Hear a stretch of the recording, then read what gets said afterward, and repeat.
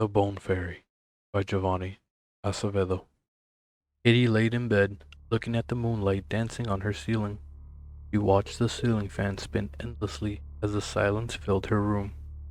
She looked over to the clock on her nightstand, 12:23 a.m. Her parents had put her to bed hours ago.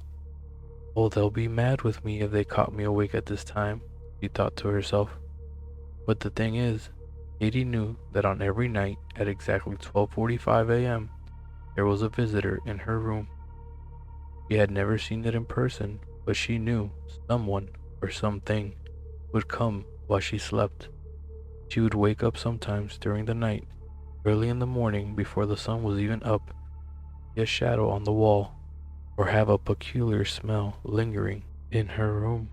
Katie told her parents about the lurker in the shadows, but of course they didn't believe her. No one ever did. They told her it was her imagination playing tricks on her, but she knew better. She insisted and would tell her parents about things that were moved on her dresser and desk in the middle of the night. Katie would get in trouble for losing things in her room, but she always blamed the thing that lurked in the night. One day, Katie arrived home from school to find her parents sitting at the kitchen table waiting for her.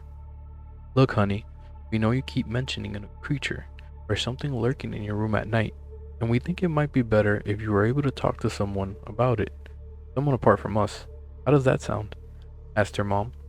Katie looked at the worry that filled her parents' expressions. She noticed how hard her mom was holding onto her dad's hand, both waiting in anticipation. Her dad smiled. "What do you say, Sugar Plum? We can go for ice cream afterwards," chimed in her dad. Sure, why not?" replied Katie. She was not sure who they were referring to or how they would react to the whole thing, but she was willing to try anything at this point. "Great! We're scheduled with Dr. Robinson tomorrow afternoon. You'll see. You'll feel better, honey. We promise," said her mom. The afternoon passed by uneventfully, just like every other day. When nighttime arrived, Katie was more apprehensive than usual. She tried to go to sleep, but it was hard to, thinking about what might come out of the closet. The clock on her nightstand hit 12:45 a.m., and there was a small thud that came from within Katie's closet. She tossed and turned under her bed covers. The closet door slowly opened. Something rustled past her clothes. Katie woke up when she heard the rattle of something behind her. She lay motionless as whatever was in her room rummaged around her desk, looking, searching for something. The creature stopped, but for a moment, and turned around to face Katie's back. It slowly moved towards her, Katie withholding fear, her trembling body slightly shivering underneath her covers. The creature smelled her hair and let out a deep exhale that made her hair move ever so faintly. "I know you're awake, childling. There's no sense in denying it. I can smell your fear, the sweetness of your scared, beating heart. Oh, how delicious it would be to devour you whole. Come now, turn around and let me have a closer look at you," echoed the creature. Katie gradually turned over in bed and pulled herself up into a seated position. She could see the outline of the creature in the pale moonlight. Long, dark strands of hair covered the ashen skin upon her face. Her eyes were sunken pits of despair, pulling in your gaze and never letting go. She had old, cracked wings of leather partially extended at her sides. The creature wore a long, black, tattered dress which clung to her skin with an air of sorrow. "What are you?" asked Katie. "I am the Bone Fairy, child. I collect the bones of children from across the globe. Be they alive or dead makes no difference to me. I must admit, I have come to acquire a taste for young flesh in the recent years. Bones are simply the sweet end to it all. The trick is to eat the childling before their 8th birthday, you see. The younger they are, the tenderer the fare. And you, my dear, are almost ready," said the Bone Fairy. She reached out her decaying, wiry fingers towards Katie while licking her lips.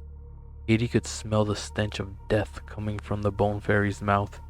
She closed her eyes and held her breath. "Is this how it ends?" she thought to herself. The door to Katie's bedroom flung open and the lights flicked on. "Who are you talking to? Is your TV on, Katie?" asked her dad as he looked around the room. Katie opened her eyes and scanned her room. Nothing. She looked towards the closet door and noticed they were still open, her clothes slightly swaying. "There! She went in there!" screamed Katie as she pointed at the closet door. Katie's dad rushed over to the closet and moved her clothes around. What are you talking about? There's nothing there. You really need to stop with all this nonsense, Katie. You need to get some sleep. You have school tomorrow. Good night, said her dad as he flicked off the light and closed the door behind him. Katie did not fall asleep again that night, her eyes glued to the closet door. Katie and her parents arrived at Dr. Robinson's practice the next afternoon. He was greeted by a friendly man in his late 30s wearing a dark green, long-sleeve button-up shirt, dark blue slacks, and brown shoes. He smiled and introduced himself. Hi, Katie. I'm Dr. Robinson. How about you come into my office and we can talk? Sound good? Asked Dr. Robinson. He looked back at her parents and walked into his office. He motioned for her to sit on a dark leather gray chaise lounge chair that was in the middle of the room. He pulled the rolling chair closer to Katie. Now I want you to think of this as a safe space. Anything you here is confidential. Do you know what confidential means? He asked. Katie shook her head no as she looked around the room. She saw plaques, degrees all hanging on the wall behind his desk. Well, it means that whatever we talk about is between you and me, okay? I will have to talk to mom and dad about certain things so that they know how you're progressing and they can see that everything's alright. Do you understand? Katie nodded her head as her eyes came to a stop on an antique wooden armoire in the corner of his office. Something about it felt strangely comforting, but she couldn't quite put her finger on it. She leaned all the way back in the lounge chair and intertwined her fingers as she rested her hands on her stomach. Okay, so tell me, young lady, what brings you in today? Asked Dr. Robinson. Katie pursed her lips together and remained silent. Dr. Robinson leaned in closer and spoke in a softer voice. Listen, I know this might all seem new and scary, and you might be nervous to talk to me. That's okay. Believe me, I understand. We'll take it slow. No need to worry. So tell me a little bit about yourself. What do you like to do when you're at home? Reading, coloring, riding your bike? He asked. Katie looked over at Dr. Robinson, then back at the ceiling in front of her field of vision. She squirmed a bit and took a deep breath. Well, I like to ride my bike and play on my swing set outside with my mom and dad when they have time. They work a lot sometimes, said Katie as she finished her sentence with a long yawn. Are you tired? Have you been sleeping well? Is there anything keeping you up at night? Asked Dr. Robinson. Katie shot back up when she heard this last question. Keeping me up at night, she thought to herself. She studied Dr. Robinson's expressions before she answered. Well, I haven't been sleeping that great, she replied. So tell me about that. There's nothing really to say, just bad dreams is all. Are you sure? That's all? Nothing that goes bump in the night? He asked jokingly. Katie looked away and swung her legs over the lounge chair. Dr. Robinson noticed Katie was serious now. He scribbled something quickly in his notepad and looked back up at Katie. Hey, it's okay. Whatever's bothering you, I'm here to listen. Take your time, he said. Do you believe in monsters? Asked Katie. What do you mean by monsters? You know, things, creatures that come out when the rest of the world is sleeping. The type of thing that keeps kids up at night. Tell me, Katie, have you seen any monsters lately? You wouldn't believe me even if I told you. My parents sure don't. What did it look like? He asked. She was old and ugly and had weird rubber-looking wings on her back. Her eyes were black and deep, and she smelled like something really old.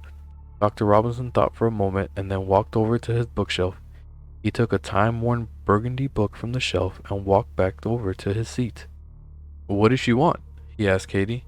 She said she was the bone fairy, that she liked to eat kids and then take their bones, replied Katie.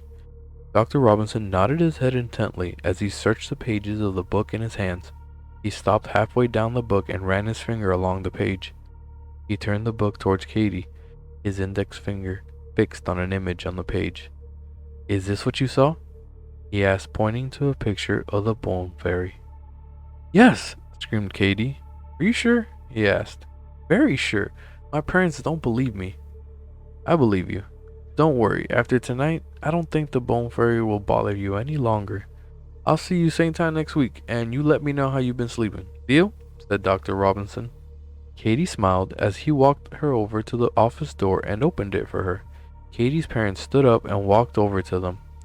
Here, Katie, said her dad as he handed her his cell phone. So, doctor, what happened? Katie's just a child with a very active imagination. I talked to her about what she sees in the night, but give her a couple more sessions, and I think she'll get over it. No need to worry at all, whispered Dr. Robinson. He waved goodbye and walked back into his office. Dr. Robinson walked over to his armoire and opened the wooden doors. He reached in and took out a black leather bag and threw it on his desk. He unzipped the bag and reached inside. Dr. Robinson took out a crossbow, bolts, and several vials of black liquid. He examined each piece thoroughly and placed them back inside the bag. It was time to go hunting.